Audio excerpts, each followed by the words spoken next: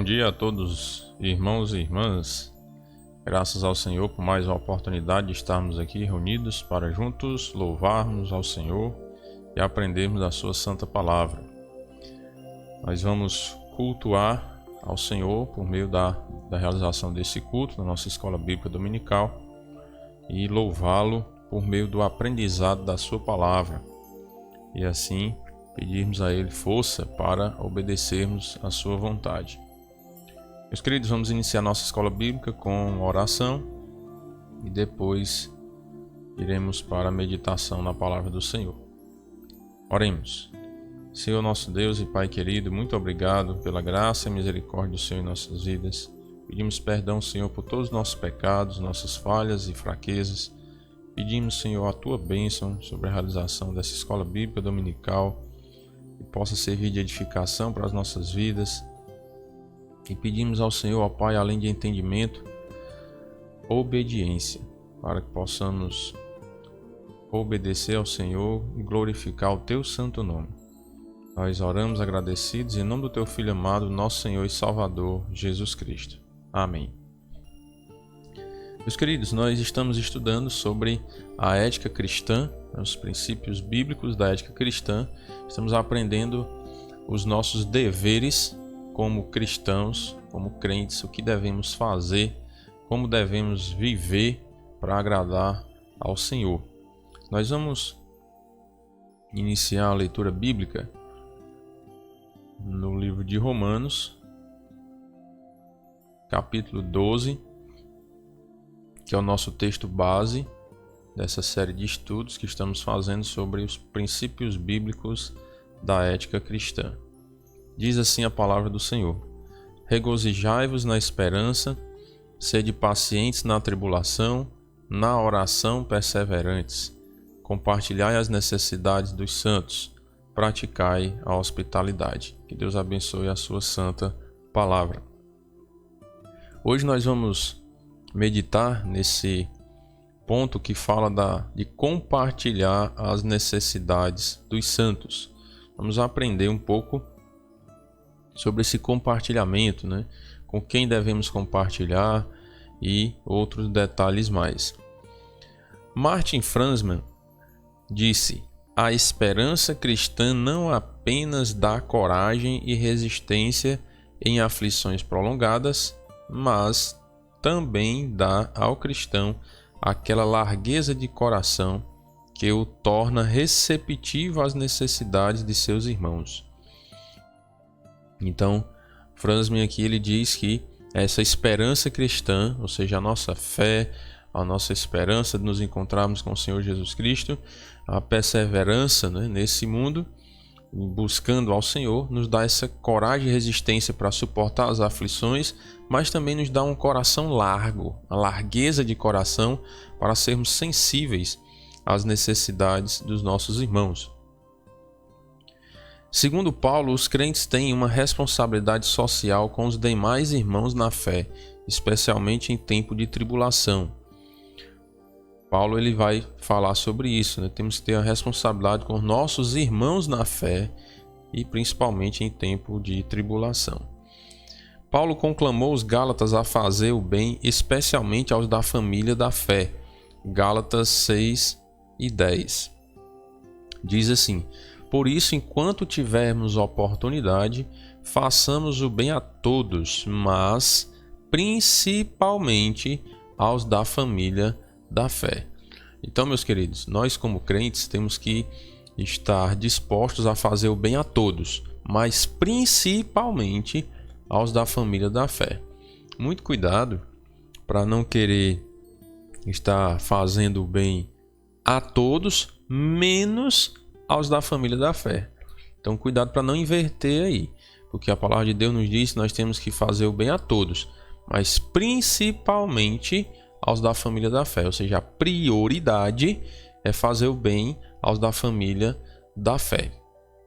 Muito cuidado para não inverter aí o ensino da palavra de Deus em nossas vidas.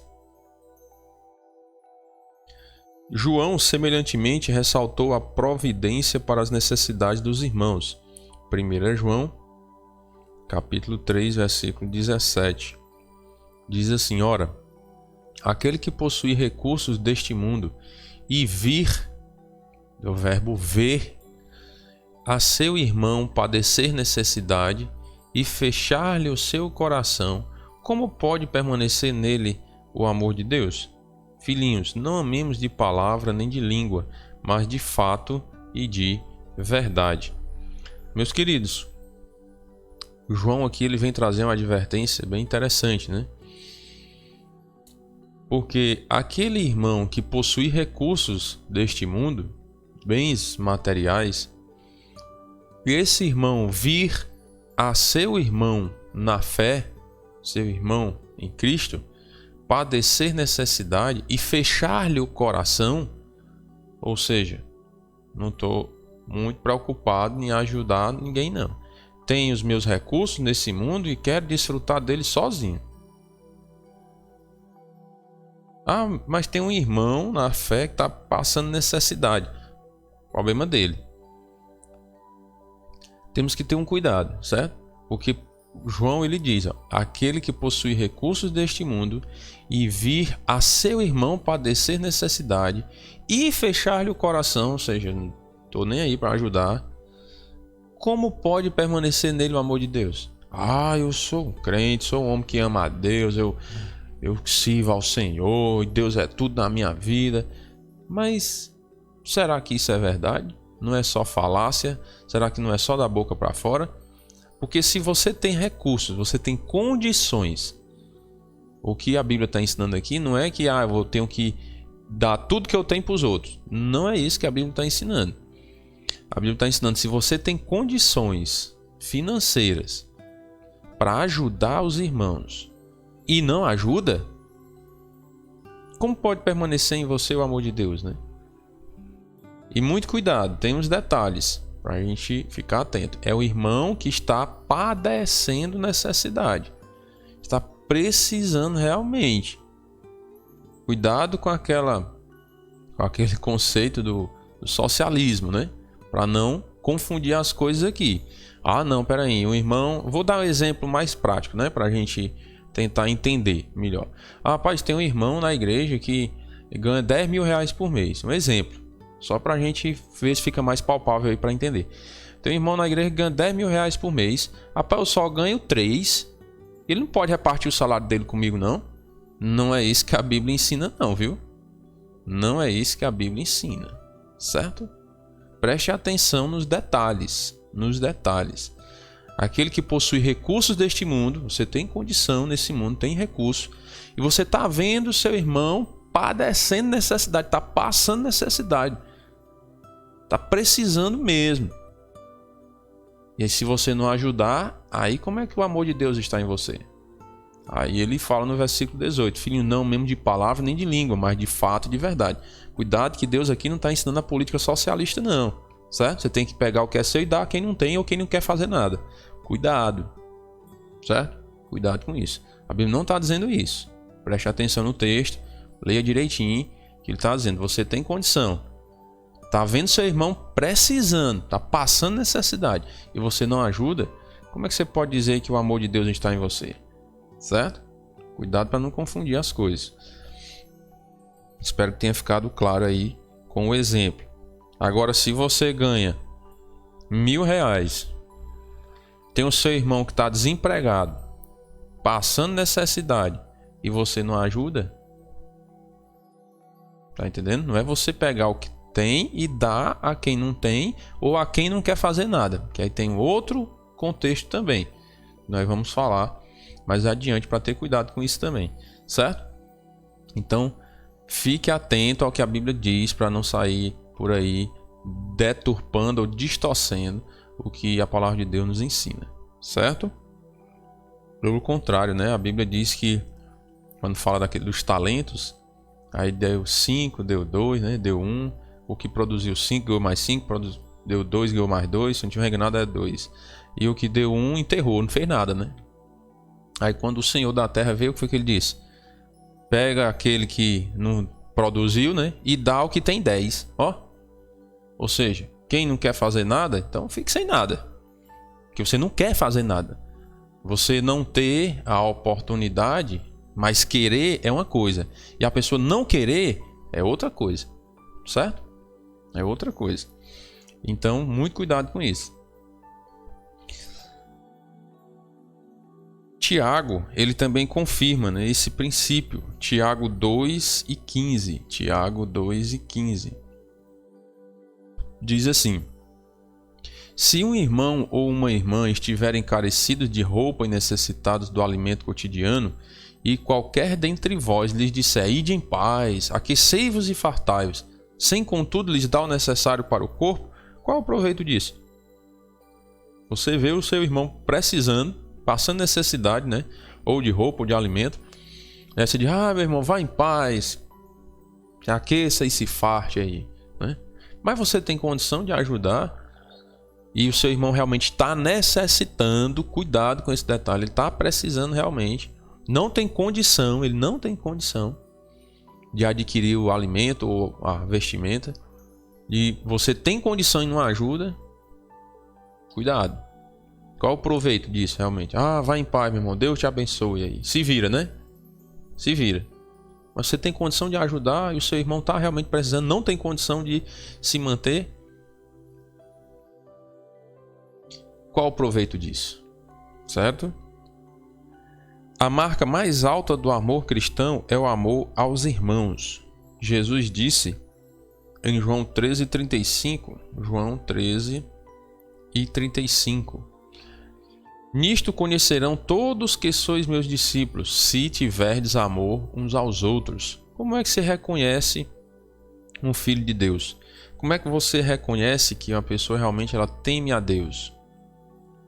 Se você realmente ama uns aos outros, se você ama os seus irmãos.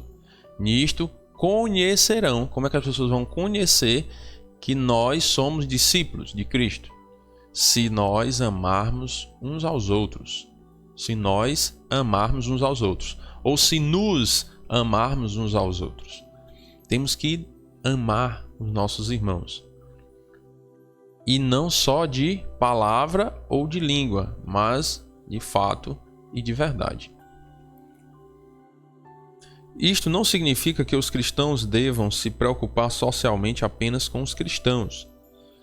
Então nós vimos até lá que temos que fazer o bem a todos, mas principalmente aos da família da fé. Nós devemos ajudar os nossos familiares também, que estão necessitados. 1 Timóteo,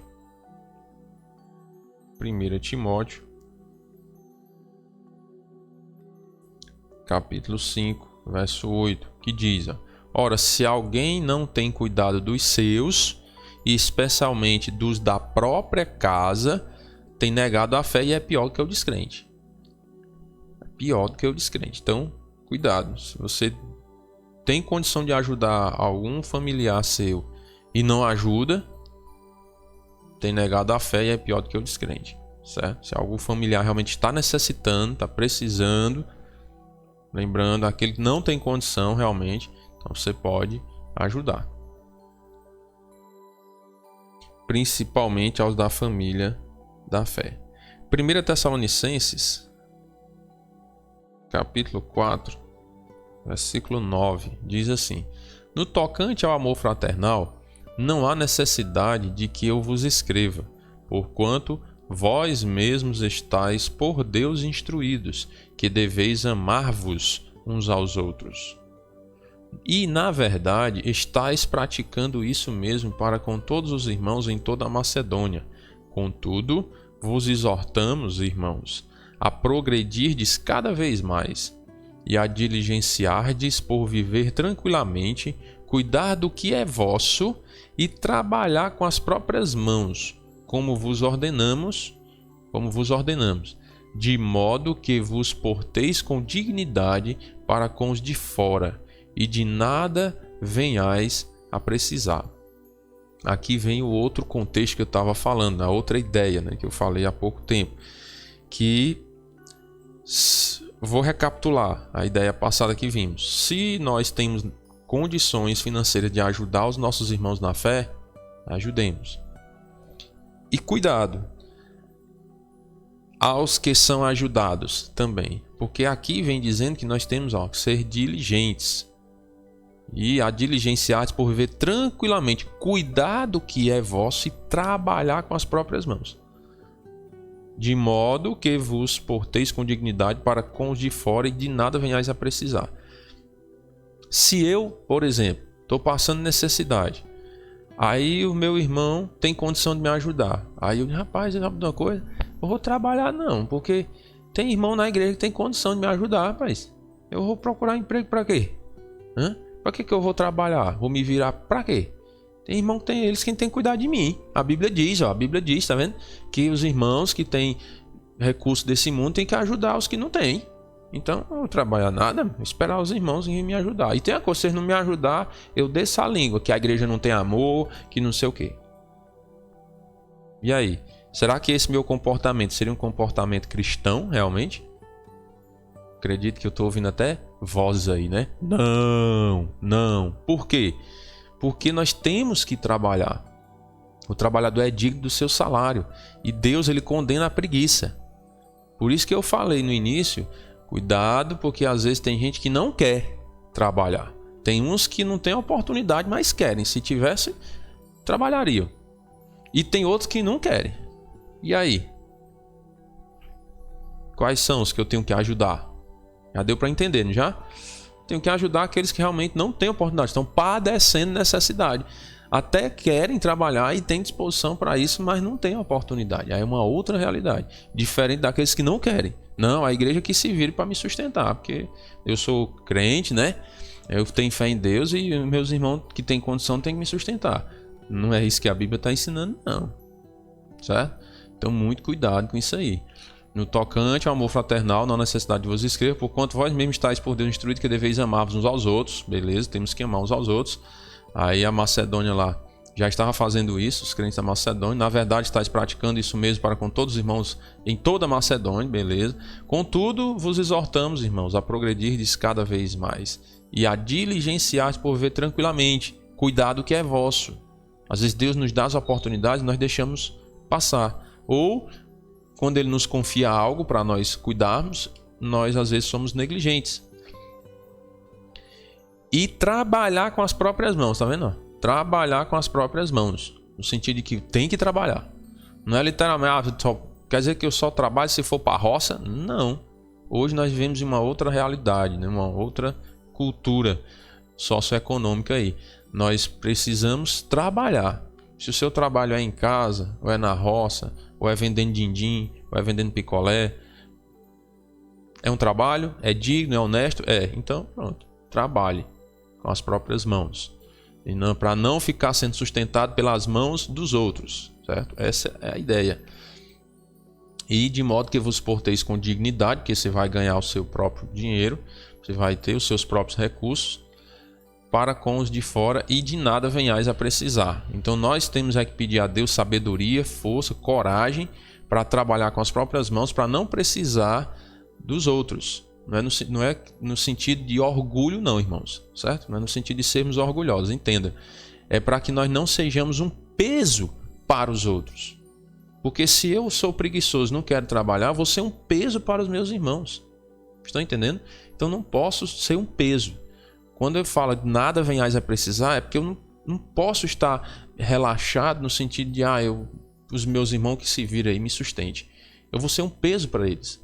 Então também não posso fazer isso. Tenho que trabalhar com as próprias mãos e me esforçar para isso. O trabalhador é digno do seu salário. Devemos ajudar os irmãos necessitados. E cuidado, os irmãos necessitados. É necessidade, irmãos, e não luxo. Irmão, dê um exemplo aí. Vou dar um exemplo.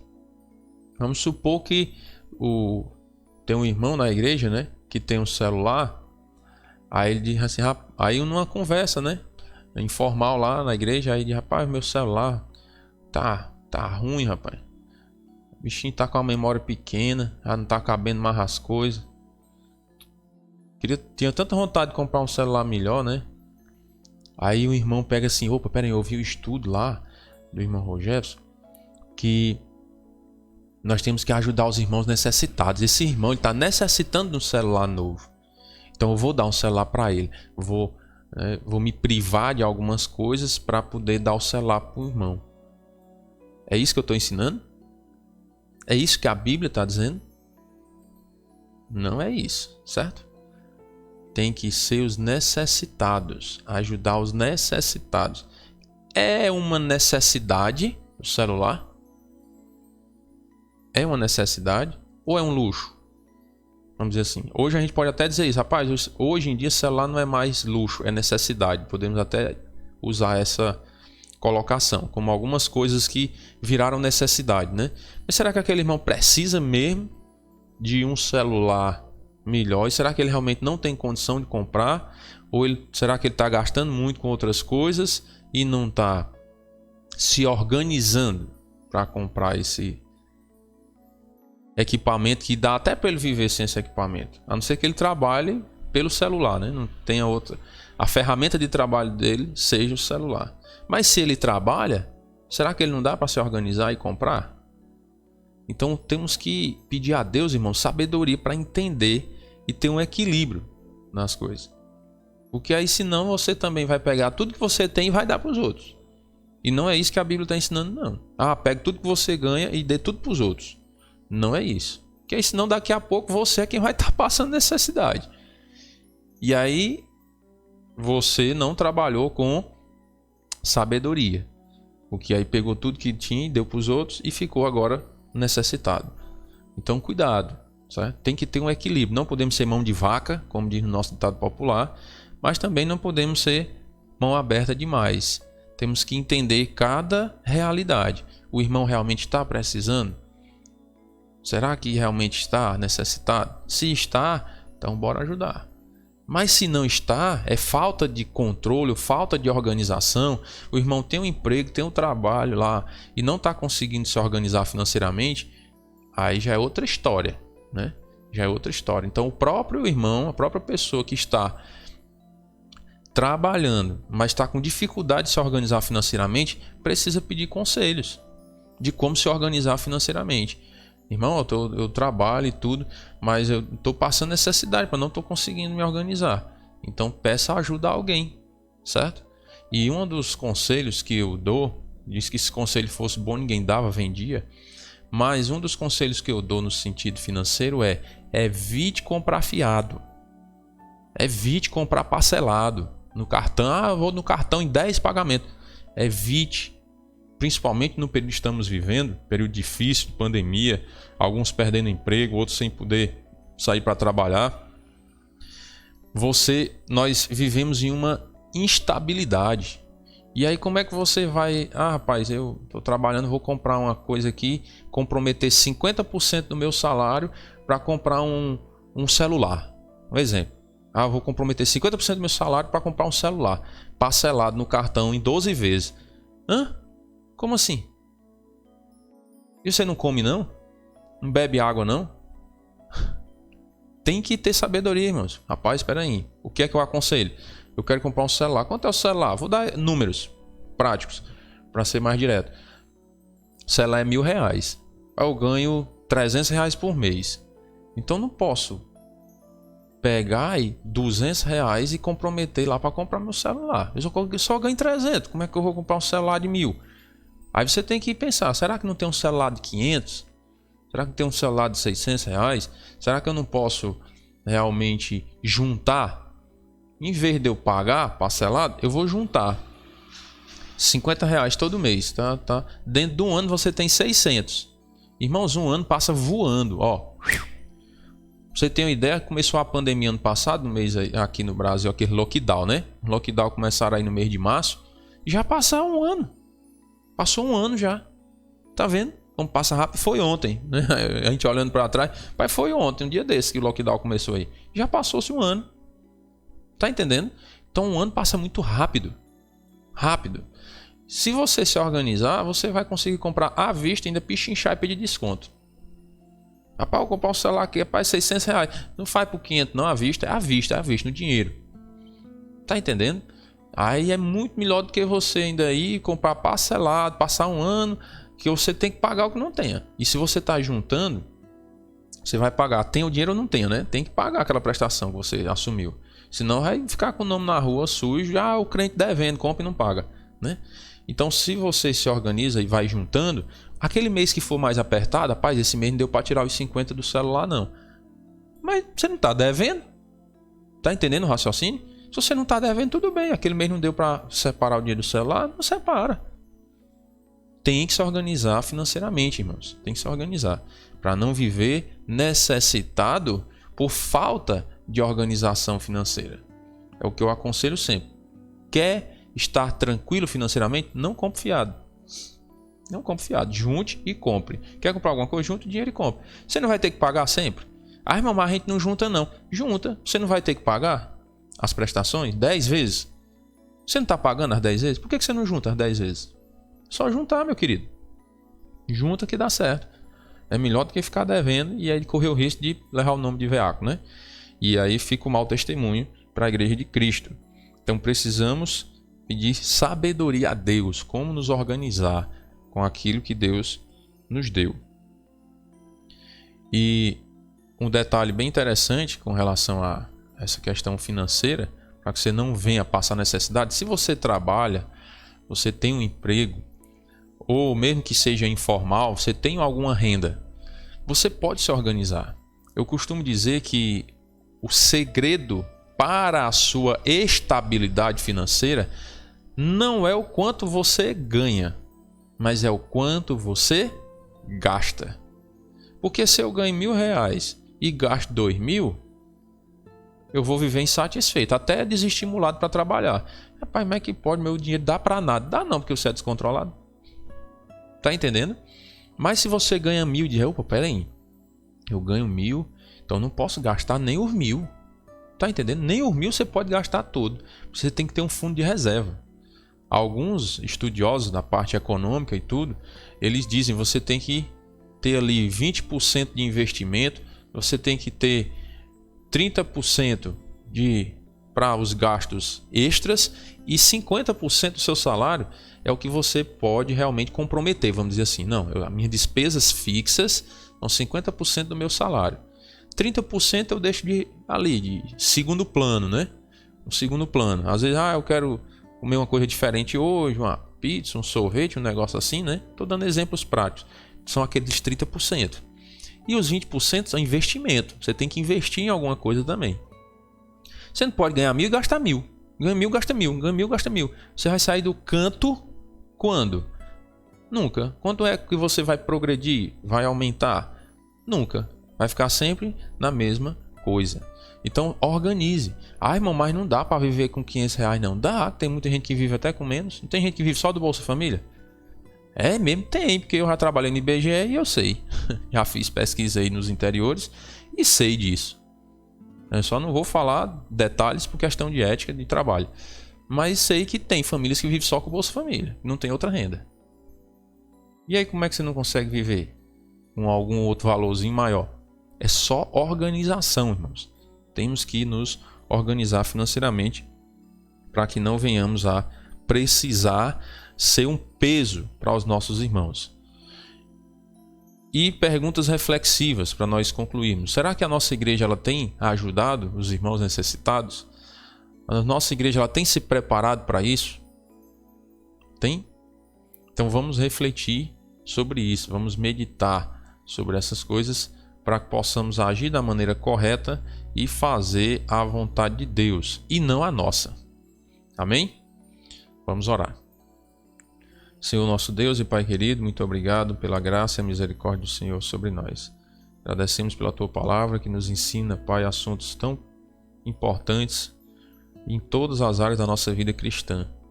Porque precisamos sim, ó Pai, aprender com a Tua palavra, sermos instruídos por Ti, por meio dela, para que possamos fazer a Tua vontade e glorificar o Teu santo nome. Pedimos as bênçãos do Senhor sobre a igreja de Cristo, todos aqueles que creram no Senhor Jesus, nesse período difícil de pandemia, que a nossa fé possa se fortalecer a cada dia, possa ser fortalecida pela Tua graça e misericórdia, e que possamos ser obedientes ao Senhor, Pai, para glorificarmos a Ti. Nós oramos agradecidos em nome do Teu Filho amado, nosso Senhor e Salvador, Jesus Cristo. Amém. Meus queridos, um grande abraço, Deus abençoe a todos e até a noite, se Deus quiser, às 18h30.